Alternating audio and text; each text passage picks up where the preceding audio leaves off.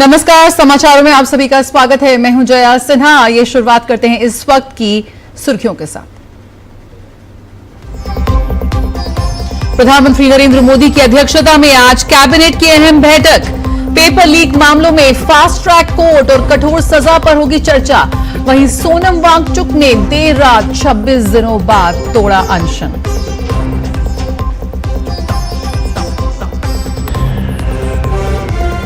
संसद के मानसून सत्र का आज 5वां दिन।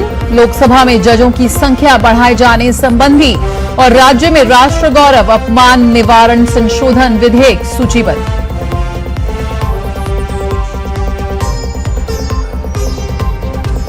सुरक्षा के मद्देनजर दिल्ली मेट्रो के 17 स्टेशनों के गेट बंद।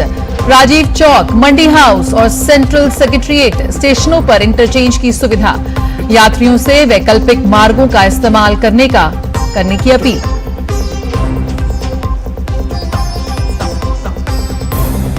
कर्नाटक सरकार एक बार फिर विवादों में। पशु चिकित्सा अधिकारी पदों की भर्ती परीक्षा में धांधली के आरोप।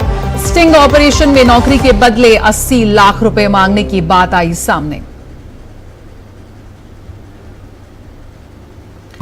और ग्लासगो में कॉमनवेल्थ गेम्स के 23वें संस्करण की शुरुआत। 2 अगस्त तक चलने वाले मेगा इवेंट में 74 देशों के 3000 से अधिक एथलीट लेंगे हिस्सा। भारत 8 खेलों में पेश करेगा चुनौती।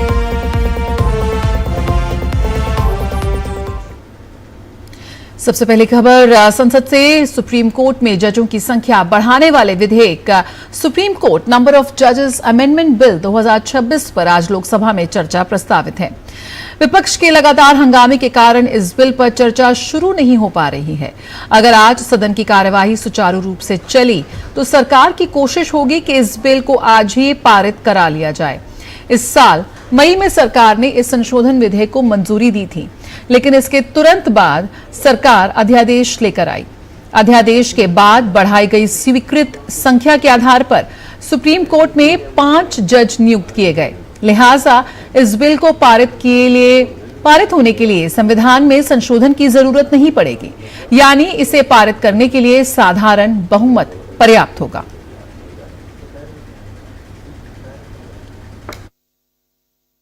विपक्ष के लगातार हंगामे के कारण गृह मंत्री अमित शाह राष्ट्रगीत वंदे मातरम के अपमान पर सजा के प्रावधान से जुड़ा संशोधन बिल पेश नहीं कर पाए हैं। क्या आज संसद में काम होगा? वैसे राष्ट्र गौरव अपमान निवारण संशोधन विधेयक में यह प्रस्ताव किया गया है कि अगर राष्ट्रीय ध्वज, संविधान और राष्ट्रीय गीत के दौरान किसी भी तरह की बाधा पैदा की गई या उसका अपमान हुआ तो उसे आपराधिक कृत्य माना जाएगा। इसके लिए 3 साल तक की जेल हो सकती है। ये बिल अगर संसद से पारित हो जाता है तो ये 1971 में बने कानून की जगह लेगा। इसके लागू हो जाने के बाद वंदे मातरम को वही कानूनी दर्जा और संरक्षण मिल जाएगा जो वर्तमान में जन गण मन राष्ट्रगान को हासिल है।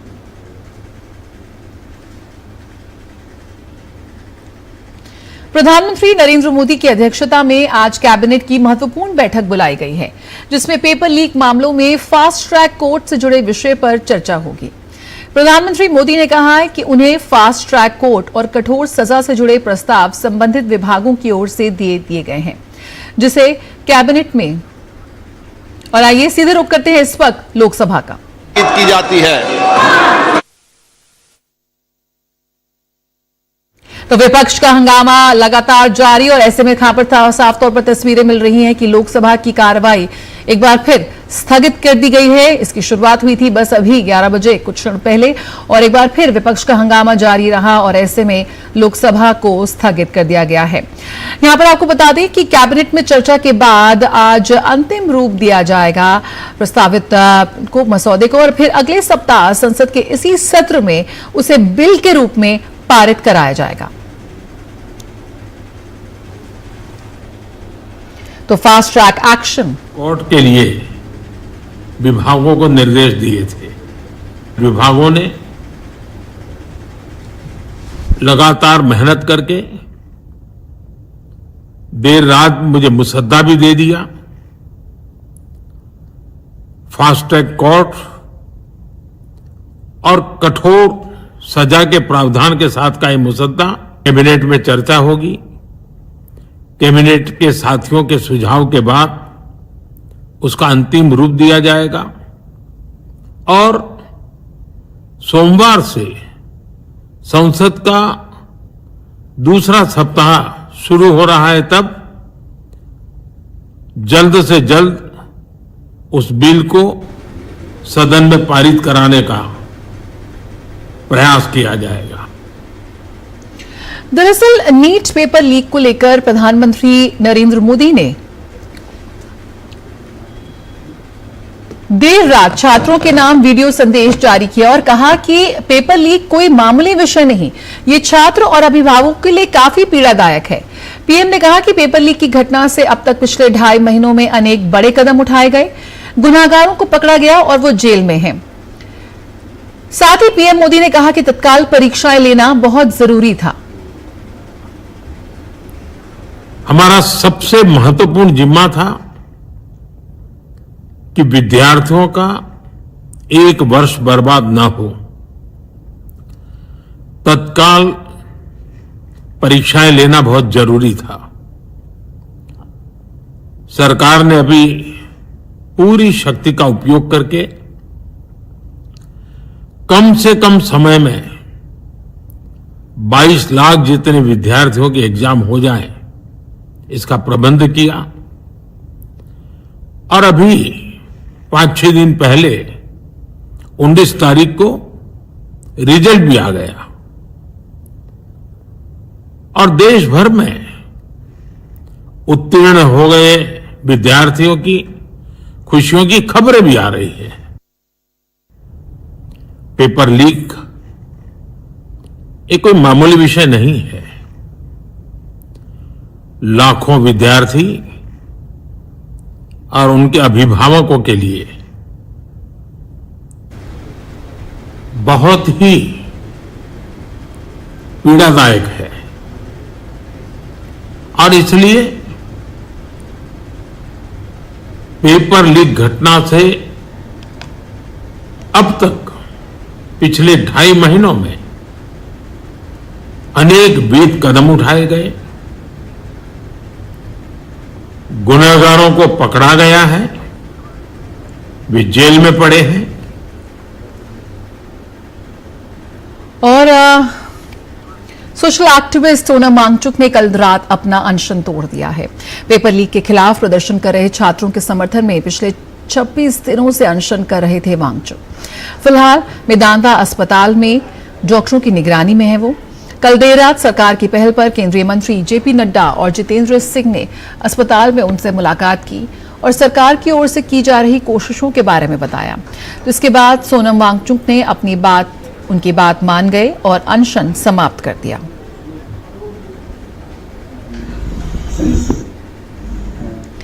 प्रधानमंत्री नरेंद्र मोदी ने सोनम वांगचुक के अनशन समाप्त करने पर खुशी जताई और सोशल मीडिया पोस्ट के जरिए उनसे आग्रह किया कि वो डॉक्टरों की सलाह के अनुसार अपनी दिनचर्या का पालन करें और जल्द से जल्द पहले जैसा अपना वजन हासिल कर लें।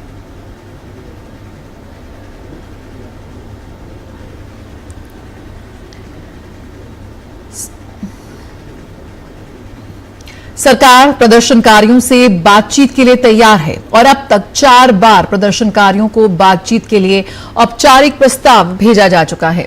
केंद्रीय मंत्री जितेंद्र सिंह ने कहा कि बातचीत छात्रों की सुविधा के मुताबिक कभी भी और कहीं भी की जा सकती है। उन्होंने स्पष्ट किया कि सरकार हर मुद्दे पर बातचीत के लिए तैयार है। सरकार की ओर से चर्चा के लिए हम हर समय तैयार हैं। सरकार के दरवाजे खुले हैं। This is a standing invitation to all our youth friends. आप किसी समय भी कभी भी चर्चा करना चाहे, आपकी सुविधा अनुसार हम चर्चा के लिए तैयार हैं। प्रत्येक विषय को लेकर के, आंदोलन के विषय को लेकर के और उसके साथ साथ जुड़े अन्य विषयों को लेकर के भी चर्चा के लिए सरकार तैयार रहेगी और जितना समय चर्चा के लिए लाजिम होगा उतना हम देने को भी तैयार हैं। We do not stand on prestige, we never stand on prestige. आपके साथ चर्चा में देश के स्वास्थ्य मंत्री और वरिष्ठ नेता श्री जेपी नड्डा जी रहेंगे, उनके हमरा उनके संग मैं भी रहूंगा और धीरे धीरे हम इसी चर्चा के माध्यम से समाधान की ओर बढ़ सकते हैं।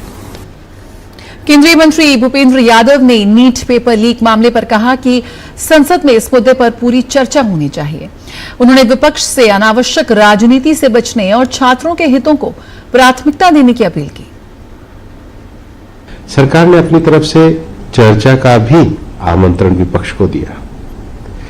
छात्रों के विषयों को पूरी संवेदनशीलता के साथ आगे बढ़ाने का जो संकल्प माननीय प्रधानमंत्री जी ने दिया है, वो इस बात को दर्शाता है कि हम अपनी युवा पीढ़ी को, उनके रचनात्मक विषयों को देश निर्माण के लिए पूरी तरीके से उपयोग करना चाहते हैं। पक्ष को इसमें जो एक अनावश्यक राजनीति करके, उत्तेजना फैला के, परिस्थितियों का राजनीतिक दोहन करके छोटे लक्ष्यों की ओर नहीं जाना चाहिए।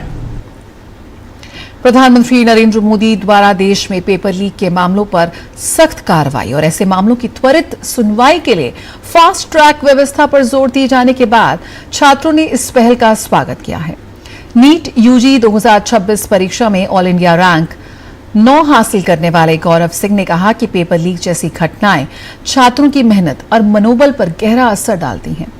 उनका मानना है कि यदि ऐसे मामलों की सुनवाई फास्ट ट्रैक कोर्ट में होगी और दोषियों को जल्द सजा मिलेगी तो पेपर लीक की घटनाओं पर प्रभावी रोक लगेगी।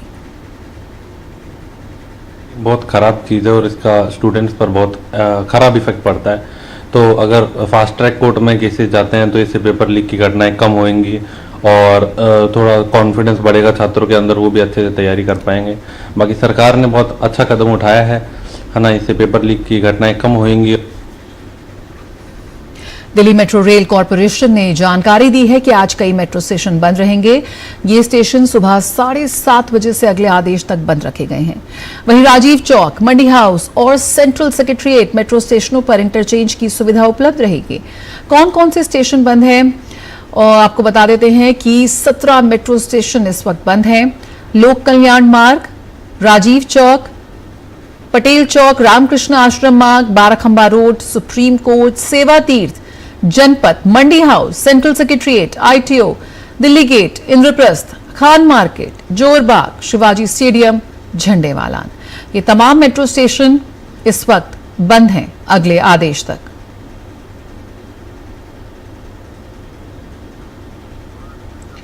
तो आपको बता दें कि मेट्रो अपडेट इस वक्त DMRC की तरफ से दिया जा रहा है। आज 17 मेट्रो स्टेशन बंद हैं, जिसमें सेंट्रल सेक्रेटरीट, सेवा तीर्थ, झंडेवालान, मंडी हाउस, बाराखंबा रोड, ITO, ये तमाम वो स्टेशन हैं जो बंद किए गए हैं। आप ऑल्टरनेट रूट को देखिए, दिल्ली गेट भी बंद किया गया है।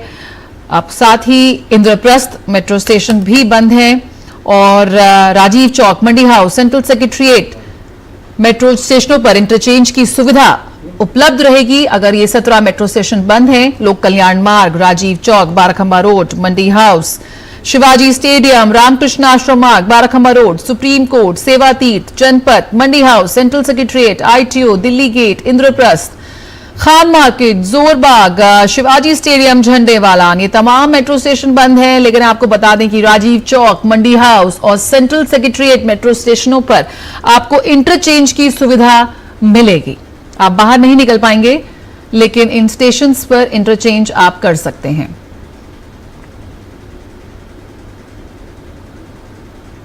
तो ऑल्टरनेट रूट को ध्यान में रख के अपने घरों से बाहर निकलें।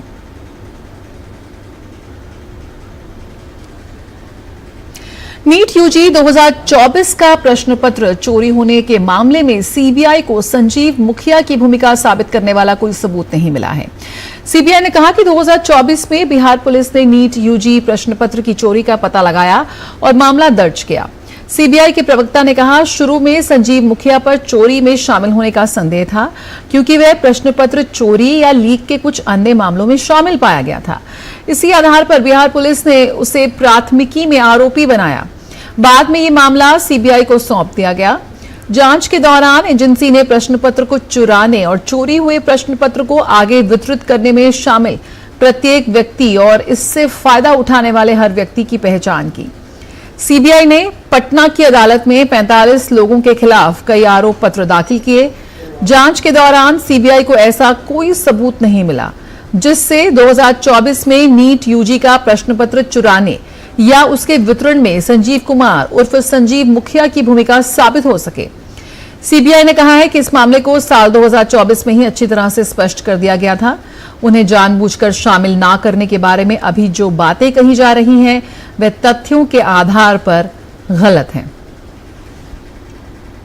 तो सीबीआई का बयान यहां पर है कि 45 आरोपियों पर चार्जशीट दाखिल की गई है, लेकिन संजीव मुखिया के खिलाफ फिलहाल चार्जशीट नहीं है क्योंकि उनके खिलाफ कोई स्पष्ट सबूत नहीं मिले और उन्हें जमानत मिल गई है।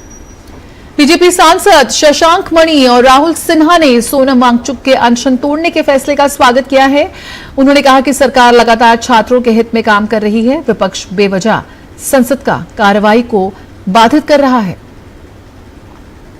घोषणा हुई है, कल रात का प्रधानमंत्री जी का बहुत अच्छा एक डायरेक्ट वीडियो आया है जिससे मैं समझता हूं युवा भी जुड़ेगा और पूरा देश देख रहा है कि कैसे त्वरित गति से प्रधानमंत्री जी के अध्यक्षता में पूरी सरकार लग गई है कि नीट के जो पेपर की लीक की विवाद हो रहा था उसमें जहां तक हो सकता है हम लोग उसको आगे बढ़ाएं। और उसी के साथ साथ कल आपने देखा होगा हम सब सांसदों ने भी यहां अपील की विपक्ष को यहीं पर पीछे कि आप लोग भी आइए, नीट की परीक्षा के लिए हम लोग अपने सदन में अपनी बात रखें।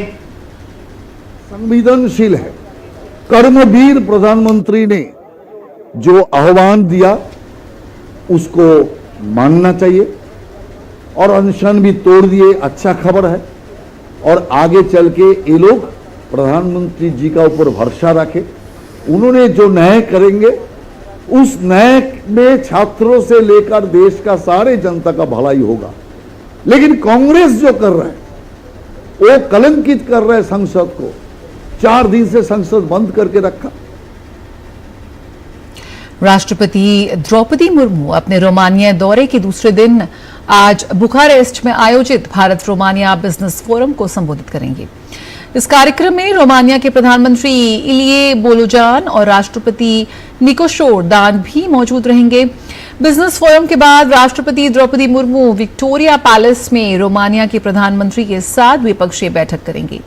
इस बैठक में दोनों देशों के बीच व्यापार, निवेश, डिजिटल सहयोग और आर्थिक संबंधों को मजबूत करने पर चर्चा होने की संभावना है। इसके बाद राष्ट्रपति संसद भवन पहुंचेंगी, जहां उनकी मुलाकात रोमानिया की सीनेट के अध्यक्ष मिर्चा अब्रुदेयान और चैम्बर ऑफ डिप्यूटीज के अध्यक्ष से होगी। इस दौरान वे भारत रोमानिया संसदीय मैत्री समूह के सदस्यों से भी मिलेंगी। दोपहर में राष्ट्रपति द्रौपदी मुर्मू बुखारेस्ट स्थित tomb of the unknown soldier पर पुष्प चक्र अर्पित कर शहीद सैनिकों को श्रद्धांजलि देंगे। इसके बाद वे Bucharest University of Economic Studies पहुंचेंगी, जहां उन्हें मानद डॉक्टरेट की उपाधि से सम्मानित किया जाएगा।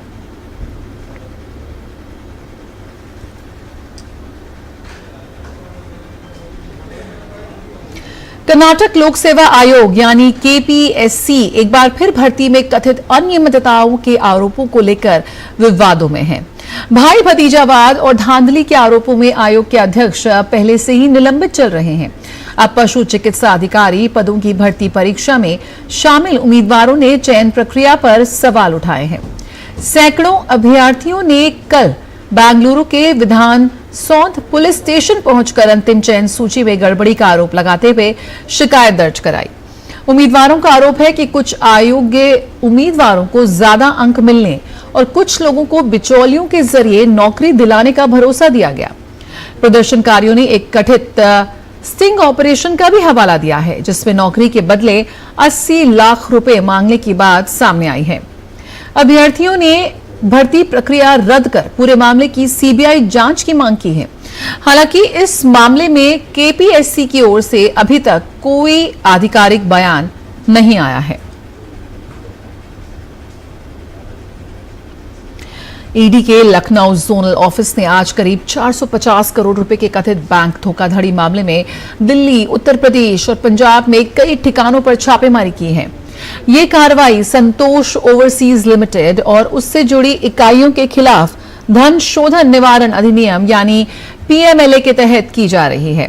ईडी के अनुसार ये जांच सीबीआई द्वारा दर्ज उस मामले से जुड़ी है जिसमें बैंकों के एक संघ से करीब 450 करोड़ रुपए का ऋण लेकर कथित बैंक धोखाधड़ी किए जाने का आरोप है। जांच एजेंसी के मुताबिक ऋण की राशि को कथित तौर पर फर्जी बिलों, शेल कंपनियों, एंट्री ऑपरेटरों और संबंधित कंपनियों के जरिए इधर उधर स्थानांतरित किया गया है। ईडी ने बताया कि दिल्ली, उत्तर प्रदेश और पंजाब में 8 परिसरों पर तलाशी ली जा रही है। इनमें कंपनी के प्रवर्तकों, संबंधित कंपनियों और अन्य संबंधित लोगों से जुड़े परिसर शामिल हैं। ईडी के अनुसार तलाशी अभियान जारी है और मामले की जांच आगे बढ़ाई जा रही है।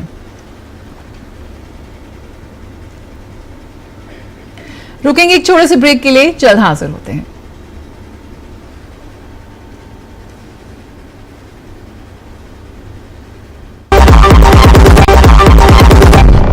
यार कैसे ले पाएंगे घर? नहीं, आज गर्मी बहुत है ना? यस, बहुत ही ज्यादा। पापा, घर खरीदने की planning is not easy. Long term savings का बेस्ट प्लान बताना। LIC protection plus plan. LIC और सेविंग्स। यस, इसमें इंश्योरेंस और फंड्स दोनों में इन्वेस्ट करके गोल्स के हिसाब से सम अश्योर्ड एडजस्ट कर सकते हो। LIC protection plus plan, future insured, growth assured. मेरी पसंद, मेरी पसंद, मेरी पसंद, मेरी पसंद, हमारी पसंद, हम सबकी पसंद। मजबूत देश का मजबूत सरिया हो गया स्टील। के बाद स्वागत है। बात कर लेते हैं मौसम की। तो देश के कई हिस्सों में दक्षिण पश्चिम मानसून फिर सक्रिय हो गया है। भारतीय मौसम विज्ञान विभाग ने अगले कुछ दिनों तक कई राज्यों में भारी से बहुत भारी बारिश की चेतावनी जारी की है। मौसम विभाग के अनुसार मध्य और पश्चिमी भारत के साथ साथ उड़ीसा, पश्चिम बंगाल और पूर्वी राजस्थान में तेज बारिश की संभावना है। वहीं हिमाचल प्रदेश और हिमालयी क्षेत्रों में कुछ इलाकों में कम बारिश का अनुमान है। जम्मू कश्मीर में भारी बारिश के बाद कई क्षेत्रों में रेड अलर्ट जारी किया गया है। दिल्ली में कल कई इलाकों में छिटपुट बारिश हुई, जिससे तापमान में थोड़ी गिरावट दर्ज की गई। वहीं असम में बाढ़ की स्थिति गंभीर बनी हुई है, जहां 5.5 लाख से अधिक लोग प्रभावित हुए हैं। महाराष्ट्र के मुंबई, पालघर, पुणे और नासिक में भारी बारिश की चेतावनी जारी की गई है। उत्तर प्रदेश, मध्य प्रदेश और गुजरात में भी बारिश को लेकर अलर्ट जारी किया गया है। उड़ीसा में 26 जुलाई तक भारी बारिश, आंधी और तेज हवाओं की संभावना जताई गई है।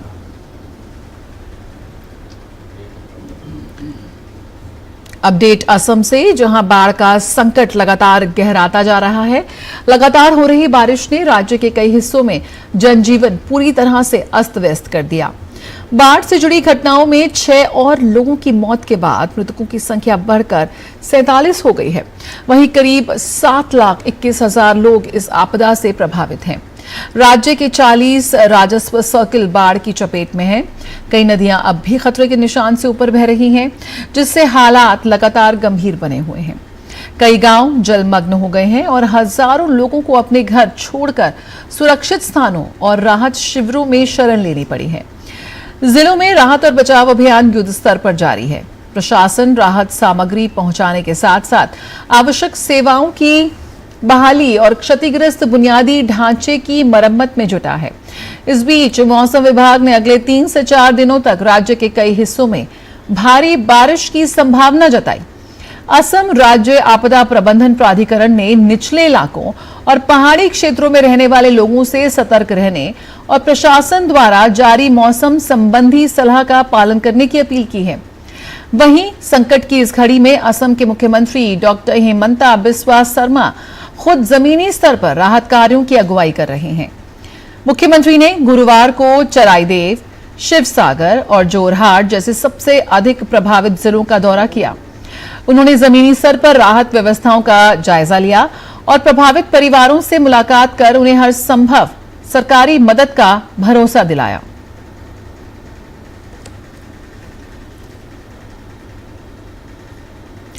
दक्षिण गुजरात में लगातार हो रही भारी बारिश के कारण नवसारी और वलसाड जिलों में कई गांव जलभराव की चपेट में आ गए हैं।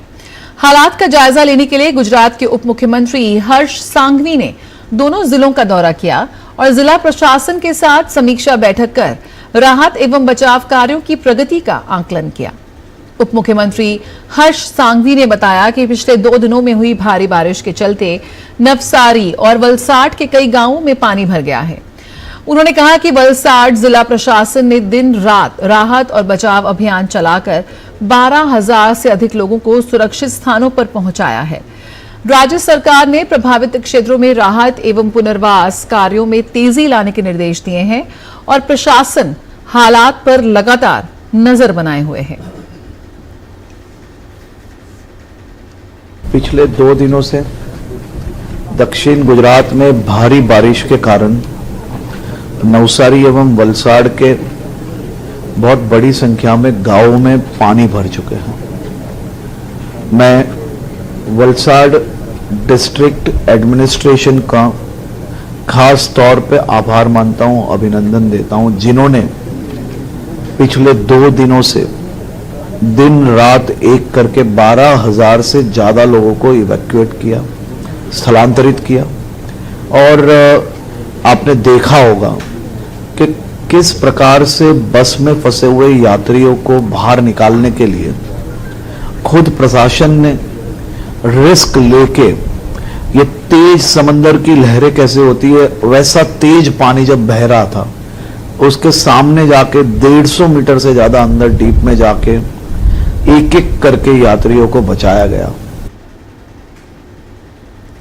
उत्तर प्रदेश के बहराइच जिले में भारत नेपाल सीमा पर सशस्त्र सीमा बल और पुलिस की संयुक्त कार्रवाई में वारिस पंजाब दे से जुड़े वांछित आरोपी विक्रमजीत सिंह को गिरफ्तार किया गया है। कार्रवाई के दौरान नेपाल के रास्ते अवैध रूप से भारत में प्रवेश कर रहे एक अमेरिकी नागरिक समेत कई अन्य लोगों को भी हिरासत में लिया गया है। पुलिस के अनुसार गिरफ्तार आरोपी विक्रमजीत सिंह पंजाब के रूपनगर का निवासी है और वर्ष 2023 में अजनाला थाने पर हुए हमले के मामले में लंबे समय से वांछित था। पुलिस ने बताया कि वह नेपाल के काठमांडू में कथित रूप से फर्जी पहचान और दस्तावेजों के सहारे रह रहा था। पुलिस ने बताया कि अमेरिकी नागरिक मनवीर सिंह ढिल्लों, जो मूल रूप से पंजाब के मोगा का निवासी है, बिना वैध वीजा के नेपाल के रास्ते भारत में प्रवेश कर रहा था। हालांकि उसकी पत्नी और बच्चे के पास वैध यात्रा दस्तावेज होने के कारण उन्हें इमिग्रेशन नियमों के तहत भारत में प्रवेश की अनुमति दी गई। पुलिस के अनुसार इस मामले में एसएसबी, स्थानीय पुलिस, खुफिया एजेंसियां और इमिग्रेशन विभाग संयुक्त रूप से सभी आरोपियों से पूछताछ कर रहे हैं ताकि इस नेटवर्क से जुड़े अन्य लोगों का पता लगाया जा सके। कुल 5 लोगों की गिरफ्तारी हुई है, जिसमें 2 लोग मुख्य रूप से जो घुसपैठिए हैं, जिनका नाम विक्रमजीत सिंह और मनवीर सिंह है, और इसके 3 और लोग हैं जो यहाँ लोकल यहाँ के रहने वाले हैं। जो पूछताछ से पता चला कि इसमें से एक वारिस पंजाब एक संगठन है जो पंजाब में बैन है, और इसने 2023 में कजलाना थाने के पास एक कांड किया था, और उसमें से जो विक्रमजीत है वो उसका वांछित अभियुक्त है और 307 का है, और पंजाब पुलिस से इसके खिलाफ वारंट भी इशू है। साथ ही एक इसका दोस्त जो मनवीर, जो वो भी उसी संस्था का सदस्य है, और इसके ऊपर भी मुकदमे हैं, क्योंकि इसने वीजा नहीं बनाया था और ये अमेरिका का मूल नागरिक था, तो इस वजह से वीजा न होने की वजह से इसको पकड़ा गया। आंध्र प्रदेश के विशाखापट्टनम स्थित एनआईए की विशेष अदालत ने प्रतिबंधित आतंकी संगठन सीपीआई माओवादी से जुड़े आतंकी साजिश मामले में 3 आरोपियों को दोषी ठहराते हुए 5-5 वर्ष के कठोर कारावास की सजा सुनाई है। एनआईए के अनुसार दोषी डोंगरी देवेंद्र दुबाशी स्वप्रा और चुक्का शिल्पा प्रतिबंधित सीपीआई माओवादी के लिए काम करने वाले चैतन्य महिला संगम से जुड़े थे। एजेंसी के मुताबिक मामला प्रतिबंधित संगठन के लिए कट्टरपंथी विचारधारा फैलाने, भर्ती करने, सहयोग और उससे जुड़े रहने की साजिश से संबंधित है। अदालत ने तीनों दोषियों को गैरकानूनी गतिविधियां रोकथाम अधिनियम की विभिन्न धाराओं के तहत प्रत्येक धारा में 5-5 वर्ष की कठोर कारावास की सजा सुनाई है। सभी सजाएं साथ साथ चलेंगी। अदालत ने प्रत्येक धारा के तहत 2-2 हजार रुपए का जुर्माना भी लगाया है। जुर्माना नहीं भरने पर 6 महीने के साधारण कारावास का प्रावधान किया गया है। एनआईए ने इस मामले में दिसंबर 2022 में आरोप पत्र दाखिल किया था।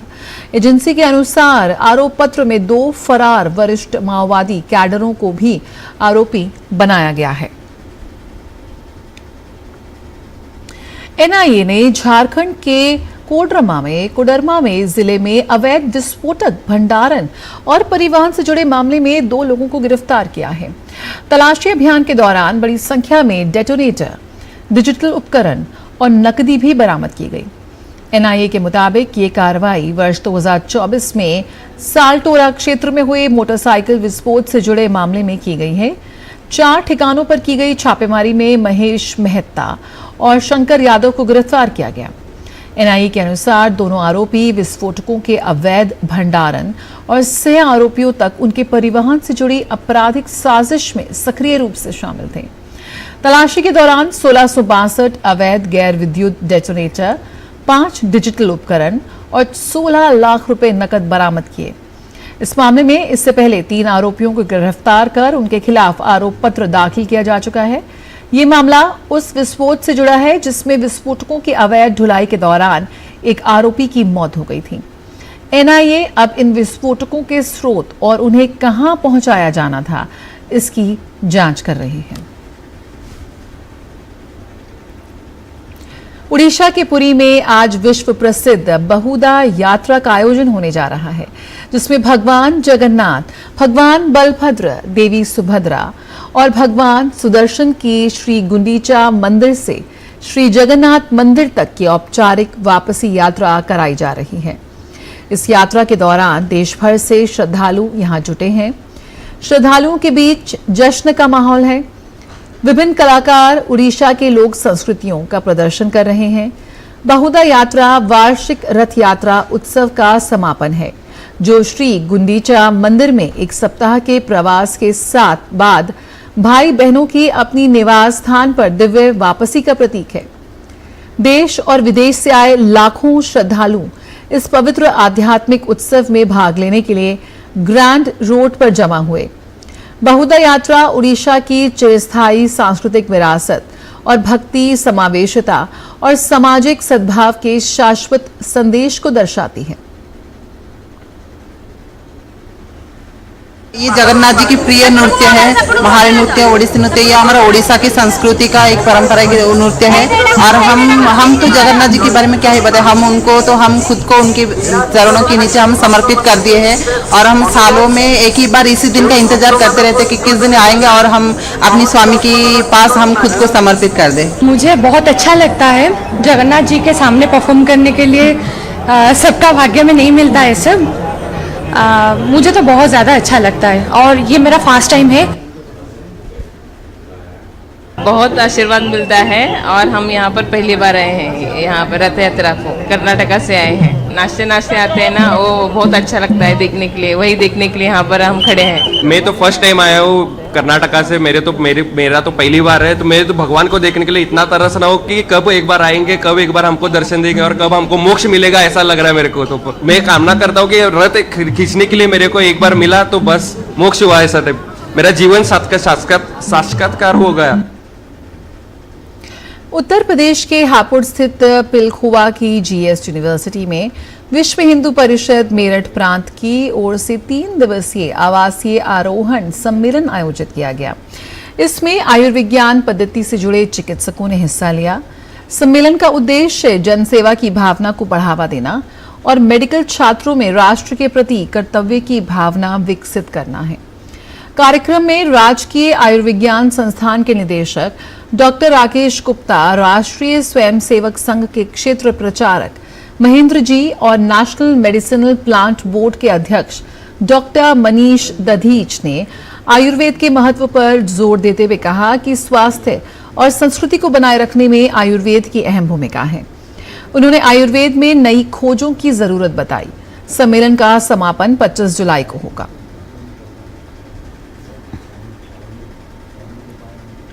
भारत और वियतनाम की साझा सांस्कृतिक विरासत पर आधारित इंडिया बुक ऑफ रिकॉर्ड्स की पहली फिल्म प्रेम की सुरधारा अब प्रसार भारती के ओटीटी प्लेटफॉर्म वेव्स पर स्ट्रीम हो रही है।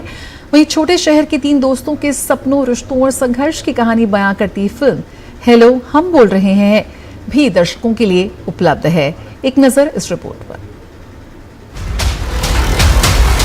प्रेम की सुरधारा, भारत और वियतनाम की साझा सांस्कृतिक विरासत, आध्यात्मिक जुड़ाव और मानवीय रिश्तों की भावपूर्ण कहानी लेकर आई है। इंडो वियतनाम सांस्कृतिक विरासत कार्यक्रम की भावना से प्रेरित ये फिल्म दोनों देशों के हजारों वर्षों पुराने सांस्कृतिक संबंधों को नए अंदाज में प्रस्तुत करती है। फिल्म में प्रोफेसर डॉक्टर चू बायो क्यू, किशोरी शाहणे, संचिता कुलकर्णी सहित कई कलाकार अहम भूमिकाओं में हैं। फिल्म की सबसे बड़ी विशेषता है भारत और वियतनाम के संगीत का अद्भुत संगम। इसमें भारतीय फिल्म संगीत को वियतनाम के पारंपरिक क्वान हो लोक संगीत के साथ खूबसूरती से जोड़ा गया है, जो दोनों देशों की सांस्कृतिक आत्मा को एक सुर में पिरोता है।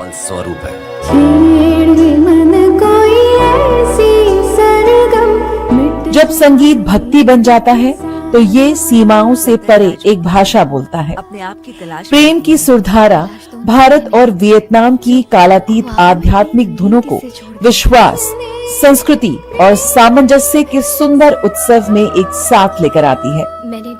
भारत और वियतनाम के बीच दोस्ती और साझा विरासत को समर्पित ये फिल्म देखें प्रसार भारती के OTT प्लेटफॉर्म वेट्स पर। साथ ही देख सकते हैं फिल्म हेलो हम बोल रहे हैं। सिर्फ एक कॉल आपकी जिंदगी बदल सकती है। कैसे? देखिए एक छोटे से शहर के 3 दोस्तों की कहानी, उनके सपनों की, उनके उम्मीदों की, उनके रिश्तों की, उनकी भविष्य की कहानी। ऑपरेशन करना बहुत जरूरी है। ये लड़का है कौन? फिल्म हेलो हम बोल रहे हैं में नजर आएंगे यशपाल शर्मा, सुष्मिता मुखर्जी, प्रतिभा तिवारी, इश्तियाक खान, चितरंजन दास त्रिपाठी, दया शंकर पांडे, चित्राशी रावत और पंकज बेरी जैसे बेहतरीन कलाकार।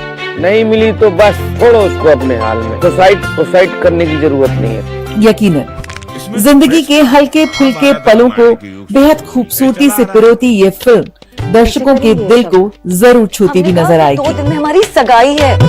चाय पियोगे? कौन बना रहा है? Jaya Sinha, DD news. एक चाय की कहानी हम आपको सुना चुके हैं, अब कल आइएगा फिर दूसरी सुनाएंगे कहानी। रासायनिक उर्वरकों पर बढ़ती निर्भरता के बीच किण्वित जैविक खाद यानी कि फर्मेंटेड ऑर्गेनिक मैन्योर टिकाऊ खेती का प्रभाव विकल्प बनकर उभर रहा है। ये मिट्टी की सेहत सुधारने के साथ फसल उत्पादन बढ़ाने में भी मददगार है। सरकार भी इसके उपयोग को बढ़ावा दे रही है। पेश है शमीम अख्तर की ये रिपोर्ट।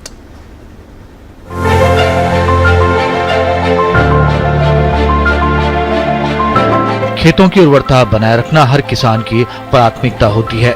इसी उद्देश्य से आजकल किण्वित जैविक खाद यानी फर्मेंटेड ऑर्गेनिक मैन्योर FOM का उपयोग तेजी से बढ़ रहा है। ये जैविक रूप से स्थिर खाद पशुओं के गोबर, फसल अवशेषों और अन्य कार्बनिक अपशिष्टों को नियंत्रित एरोबिक या एनारोबिक परिस्थितियों में सूक्ष्म जीवों की सहायता से किण्वित करके तैयार की जाती है। इस प्रक्रिया में जटिल कार्बनिक पदार्थ सरल और पौधों के लिए आसानी से उपलब्ध पोषक तत्वों में बदल जाते हैं। FOM में nitrogen, phosphorus, potash, calcium, magnesium और सल्फर जैसे प्रमुख पोषक तत्वों के साथ आयरन, जिंक, मैग्नीज, कॉपर और बोरोन जैसे सूक्ष्म पोषक तत्व भी मौजूद रहते हैं। इसके अलावा लाभकारी बैक्टीरिया, कवक और एक्टिनोमाइसेट्स जैसे सूक्ष्म जीव मिट्टी की जैविक सक्रियता को बढ़ाने में महत्वपूर्ण भूमिका निभाते हैं। फसल के अवशेष होते हैं, दाना निकालने के बाद जो बचता है, और कई बार हम इसको सोचते हैं बेकार है, जला देते हैं, तो उससे हम सीवेज प्लांट में इसको इस्तेमाल करते हैं और इससे गैस बनती है, और गैस बनने के बाद में बाई प्रोडक्ट के रूप में हमको किण्वित जैविक खाद मिलता है। विशेषज्ञों का कहना है कि किण्वित जैविक खाद केवल पौधों को पोषण ही नहीं देती, बल्कि मिट्टी की संरचना, जल धारण क्षमता और जैव विविधता को भी बेहतर बनाती है। इससे पौधों की जड़ें मजबूत होती हैं, पोषक तत्वों का अवशोषण बढ़ता है और फसलों की गुणवत्ता में सुधार होता है। FOM के नियमित उपयोग से मिट्टी का pH संतुलित रहता है, मृदा कटाव कम होता है और रासायनिक उर्वरकों पर निर्भरता घटती है। इससे खेती की लागत कम होती है, पर्यावरण सुरक्षित रहता है और किसानों को बेहतर गुणवत्ता के साथ अधिक उत्पादन प्राप्त होता है। एक हेक्टेयर में अगर 2.5 टन इसको प्रयोग किया जाए कड़वी जैविक खाद का, और उसके साथ साथ में रासायनिक उर्वरकों का प्रयोग किया जाए, तो जब उर्वरकों का प्रयोग करने उनकी उपयुक्तता बढ़ जाती है और इसका मिट्टी के स्वास्थ्य पर बहुत अच्छा प्रभाव पड़ता है। किण्वित जैविक खाद के बढ़ते उपयोग को प्रोत्साहित करने के लिए केंद्र सरकार ने गोवर्धन पहल के तहत बायोगैस एवं संपीड़ित बायोगैस संयंत्रों से बनने वाले किण्वित जैविक खाद, तरल जैविक खाद और फॉस्फेट युक्त जैविक खाद के लिए 1500 रुपए प्रति टन की बाजार विकास सहायता की व्यवस्था की है। इसका उद्देश्य किसानों को जैविक उर्वरकों के उपयोग के लिए प्रोत्साहित करना और टिकाऊ कृषि को बढ़ावा देना है। Shamim Akhtar, DD news. वक्त एक छोटे से ब्रेक का, जल्द हाजिर होते हैं। पता है, लोग अक्सर मुझसे पूछते हैं कॉल सेंटर का स्टेडी जॉब क्यों छोड़ा। I wanted more out of life, बस मैंने अपना स्टार्टअप शुरू किया। जानना चाहोगे कैसे? Then start up your own business as an LIC agent. यहाँ सब कुछ है, great products, zero investment, leading organisation and unlimited opportunities. तो क्या आप तैयार है? LIC एजेंट बनो, अब बड़ा सोचो। हमारी वेबसाइट पर जाएं या अपनी नजदीकी LIC शाखा से संपर्क करें।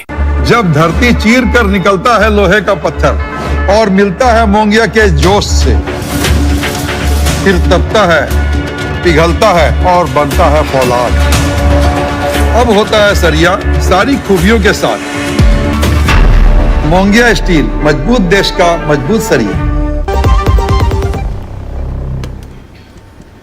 अंतर्राष्ट्रीय खबरों का रुख करते हैं। यूरोप इस समय भीषण गर्मी और विनाशकारी जंगल की आग की दोहरी चुनौती से जूझ रहा है। फ्रांस के दक्षिण पश्चिमी हिस्से में अटलांटिक तट के पास लगी भीषण आग ने हजारों लोगों का जीवन प्रभावित कर दिया। तेज हवाओं और सूखे जंगलों के कारण आग तेजी से फैल रही है, जिसके चलते 10,000 से अधिक लोगों को अपने घरों और कैंप साइट से सुरक्षित स्थानों पर ले जाना पड़ रहा है। वहीं बोर्डो शहर का पश्चिम इलाका अब तक करीब 2400 हेक्टेयर क्षेत्र आग की चपेट में आ चुका है, जबकि आग बुझाने के लिए 500 से अधिक दमकल कर्मी लगातार मोर्चे पर डटे हुए हैं। स्पेन और इटली में भी कई स्थानों पर जंगल की आग ने हालात गंभीर बना दिए हैं।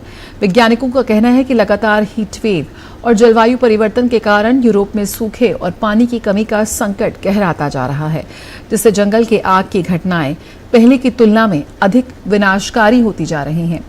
कई देशों में पानी के उपयोग पर प्रतिबंध लगाए गए हैं और कृषि पर भी इसका व्यापक असर पड़ रहा है। इस बीच जलवायु परिवर्तन से निपटने के लिए दीर्घकालिक और प्रभावी कदम उठाने की आवश्यकता पर जोर दिया है।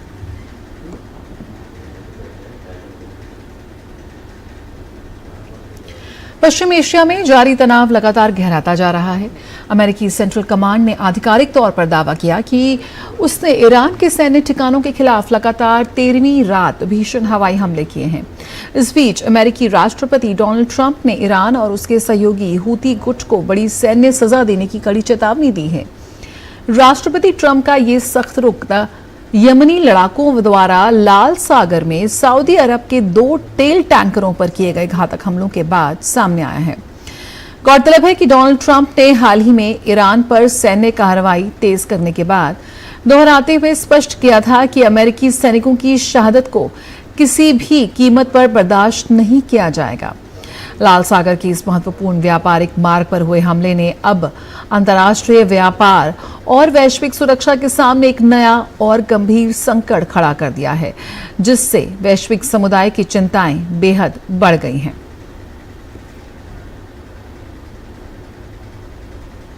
और कॉमनवेल्थ गेम्स के 23वें संस्करण की शुरुआत हो गई है। ग्लासगो के ओवियो हाइड्रो में भव्य उद्घाटन समारोह का आयोजन किया गया। समारोह में 74 देशों के खिलाड़ी एक मंच पर इकट्ठा हुए और मित्रता, विविधता और खेल उत्कृष्टता की भावना का उत्सव मनाया। किंग चार्ल्स तृतीय और क्वीन कैमिला भी उद्घाटन समारोह में शामिल हुए। भारतीय दल ने भी तिरंगे लहराते हुए स्टेडियम में प्रवेश किया और ग्लासगो के दर्शकों ने गर्मजोशी से उनका स्वागत किया। ओलंपिक रजत पदक विजेता मीराबाई चानू ने भारत के ध्वजवाहक के रूप में टीम का नेतृत्व किया, जबकि ओलंपिक कांस्य पदक विजेता लवलीना बोरगोहेन ने औपचारिक बैटन थामी। उद्घाटन समारोह के साथ ही अब 11 दिनों तक चलने वाले खेलों का रोमांच शुरू हो गया है। और भारत ने गुरुवार को कॉमनवेल्थ गेम्स 2026 में शानदार शुरुआत करते हुए बाउल्स में अपनी सबसे बड़ी जीत हासिल की। पुरुष एकल में भारत के पुतुल सोनोवाल ने कनाडा के मौजूदा वर्ल्ड चैंपियन रेयान बेस्टर को हराकर सभी को हैरान कर दिया। 43 साल की उम्र में कॉमनवेल्थ गेम्स में डेब्यू कर रहे पुतुल सोनोवाल ने बेस्टर को टाई ब्रेक में हराया। अब उनका अगला मैच आज फॉकलैंड आइलैंड्स के सेसिल अलेक्जेंडर से होगा। कॉमनवेल्थ गेम्स 2026 में बाउल्स में पिंकी सिंह और रूपा तिर्की की जोड़ी ने वुमेन्स पेयर्स में जीत दर्ज की। एक रोमांचक मैच में भारतीय जोड़ी ने आखिरी डिलीवरी पर जीत दर्ज की। आज भारतीय जोड़ी का सामना दक्षिण अफ्रीका से होगा। भारतीय लॉन बॉल्स खिलाड़ी नवनीत सिंह ने ग्लासगो राष्ट्रमंडल खेलों में अपने अभियान को लेकर भरोसा जताया है। संवाददाता नारायण सिंह से खास बातचीत में उन्होंने विश्वास जताया कि वे प्रतियोगिता में अपना सर्वश्रेष्ठ प्रदर्शन करते हुए देश के लिए पदक जीतने का पूरा प्रयास करेंगे। इस वक्त हमारे साथ इंडिया के टॉप लॉन बॉलर है नवनीत, आपका स्वागत है। पिछले एडिशन में आपने मेडल जीतकर इतिहास रचा था। इस बार फिर एक बार यही कोशिश रहेगी कि भारत के लिए पदक जीतें और इतिहास को दोहराएं। जी हाँ, कोशिश वही रहेगी। हमारी तैयारी पूरी है, हमने बहुत मेहनत करी है इस चीज़ के लिए, अपनी ट्रेनिंग करी है और जिस तरह से हमने पिछली बार अपने फोकस रख के अपने देश के लिए खेला था, वही मन में और अपने दिमाग में उसी चीज़ को रख के अपना आपा नहीं खोना है, अपना जो सीखा है, जो ट्रेनिंग करी है, अपने बेसिक्स पे स्टिक रहना है और मुझे आशा है कि हम इस बार और अच्छा करेंगे और देश के लिए और अच्छे मेडल्स लेके आ पाएंगे। नवनीत, अगर देखें तो इस बार टूर्नामेंट का फॉर्मेट ज़रा डिफरेंट है क्योंकि पूल मैचेस में सभी मैचेस जीतने हैं और जो टॉप पे जो टीम आएगी वही सेमीफाइनल्स तक जा सकेगी। पिछली बार शायद क्वार्टर फाइनल्स भी था, तो काफ़ी मुश्किल हो गया। इस चीज़ को कैसे देखते हैं आप? काफ़ी मुश्किल हो गया है। मैं इस चीज़ को बहुत पॉजिटिवली देख रहा हूँ इस एंगल से कि एथलीट के लिए कोई भी कंडीशन सेम और आसान कभी नहीं होती है।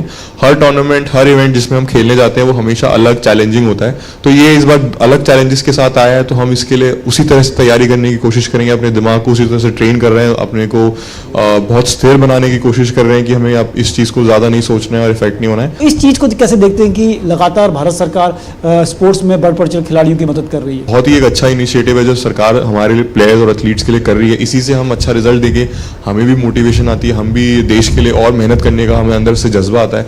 तो सरकार का एक बहुत ही अहम रोल है जो कि वो बहुत अच्छे से कर रहे हैं। प्रधानमंत्री लगातार खिलाड़ियों से संवाद करते हैं, उनके लिए ट्वीट करते हैं और उनसे मिलते भी हैं। खिलाड़ी भी काफ़ी इससे प्रेरणा लेते हैं। इस चीज़ को आप कैसे देखते हैं? जब हम अपने पोडियम पे खेलने के लिए खड़े होते हैं, अपने खेलने के लिए जाते हैं कि हमें पोडियम पे पहुंचना है, तो हमारे दिमाग में ये रहता है कि मेडल जीतेंगे तो मोदी जी से डायरेक्ट बात होगी। तो वो एक बहुत ही अंदर से एक जोश भर देता है हम सबके अंदर कि नहीं, खेलना है, हमें उनसे मिलना है, हमें उनसे बात करनी है।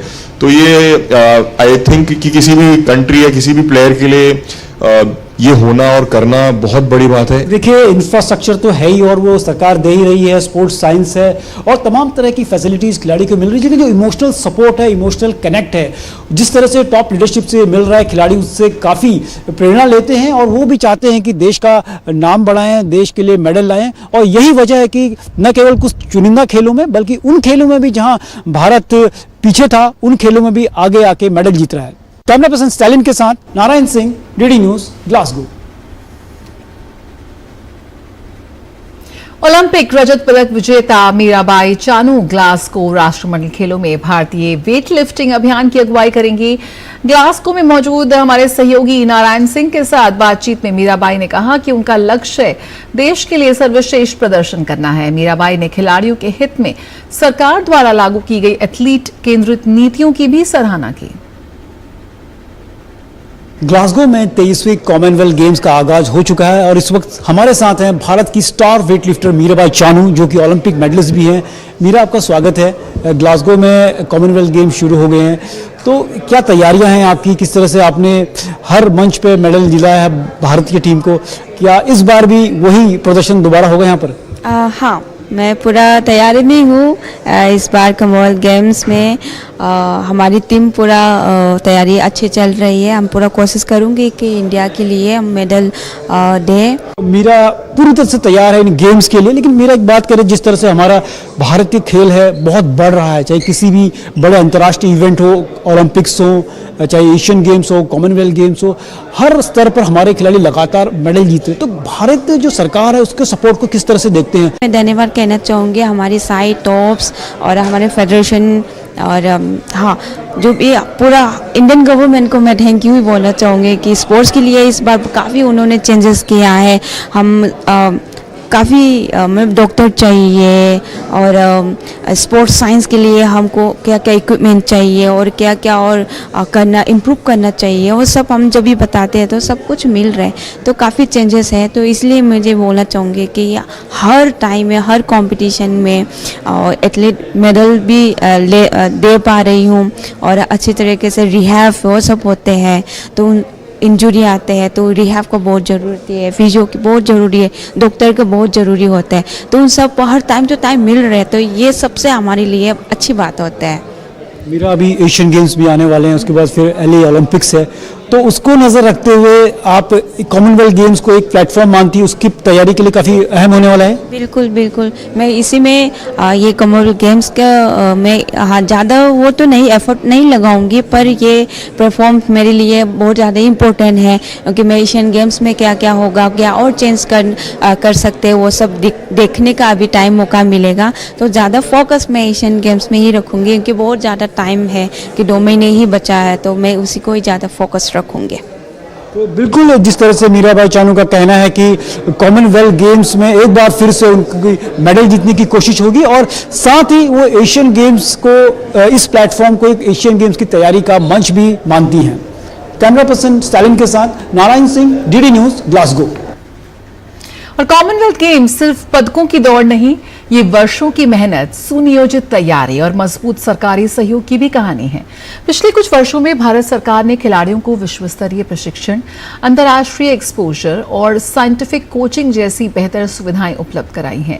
यही वजह है कि भारतीय खिलाड़ी इस बार पूरे आत्मविश्वास और बेहतरीन तैयारी के साथ मैदान में उतर रहे हैं। आखिर किस तरह सरकारी समर्थन ने भारतीय खिलाड़ियों की तैयारियों को नई मजबूती दी है, बता रहे हैं संवाददाता नारायण सिंह ग्लासगो से। हर मेडल के पीछे एक ऐसी कहानी होती है जो मैदान पर उतरने से पहले शुरू हो जाती है। यह सफर सिर्फ मेहनत का नहीं, बल्कि साइंटिफिक ट्रेनिंग, इंटरनेशनल एक्सपोजर और मजबूत गवर्नमेंट सपोर्ट का भी होता है। आज जब भारत के खिलाड़ी कॉमनवेल्थ गेम्स में दुनिया के बेहतरीन खिलाड़ियों को चुनौती दे रहे हैं, तो उनके इस आत्मविश्वास के पीछे पिछले कुछ वर्षों में तैयार हुआ मजबूत स्पोर्ट्स इकोसिस्टम और सरकार का लगातार निवेश बड़ी वजह है। ग्लासगो कॉमनवेल्थ गेम्स में भारत के कुल 126 खिलाड़ी 10 खेलों और 113 पदक स्पर्धाओं में अपनी चुनौती पेश कर रहे हैं। खिलाड़ियों को बेहतर से बेहतर सुविधाएं उपलब्ध कराने के लिए इस वर्ष जनवरी से अब तक वार्षिक प्रशिक्षण एवं प्रतियोगिता कैलेंडर और टारगेट ओलंपिक पोडियम स्कीम के तहत 53 करोड़ रुपए से अधिक का निवेश किया गया है। तैयारियों का पूरा फोकस सिर्फ भागीदारी नहीं, बल्कि बेहतरीन प्रदर्शन सुनिश्चित करने पर रहा।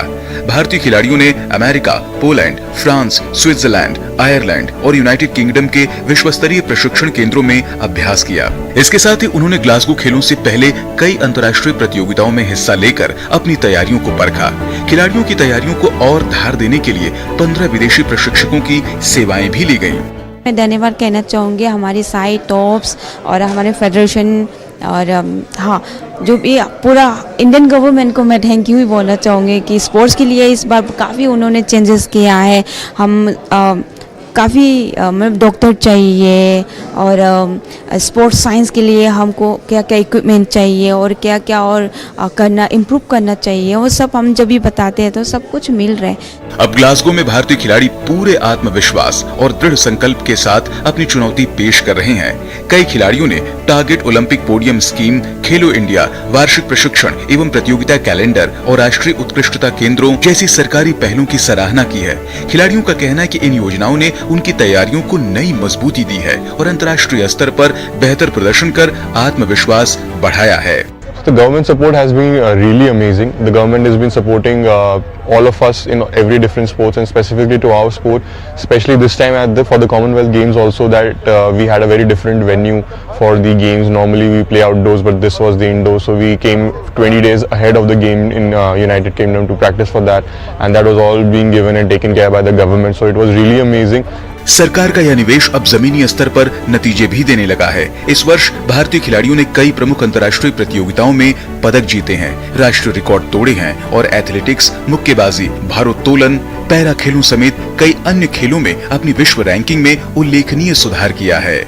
आज ग्लासगो में भारतीय खिलाड़ी पूरे आत्मविश्वास और दृढ़ संकल्प के साथ मुकाबला कर रहे हैं। यह भरोसा उन्हें वर्षों की बेहतर तैयारी, स्ट्रक्चर्ड सपोर्ट और सही प्लानिंग से मिला है। उनका प्रदर्शन इस बात का प्रमाण है कि गवर्नमेंट इन्वेस्टमेंट, साइंटिफिक प्रिपरेशंस और एथलीट सेंट्रिक जो पॉलिसीज हैं, उसकी बदौलत भारत का स्पोर्ट्स सिस्टम लगातार मजबूत हो रहा है और देश अंतर्राष्ट्रीय खेल के मंच पर एक बड़ी ताकत बनकर उभर रहा है। कैमरा पर्सन स्टालिन के साथ Narayan Singh, DD News, Glasgow. तो वैश्विक मंच पर भारत का परचम लहराते हैं हमारे खिलाड़ी, युवा खिलाड़ी। और इसी के साथ इस बुलेटिन में इतना ही। खबरों का सिलसिला जारी रहेगा। अब बने रहिए डीडी न्यूज के साथ। मुझे दीजिए इजाजत। नमस्कार।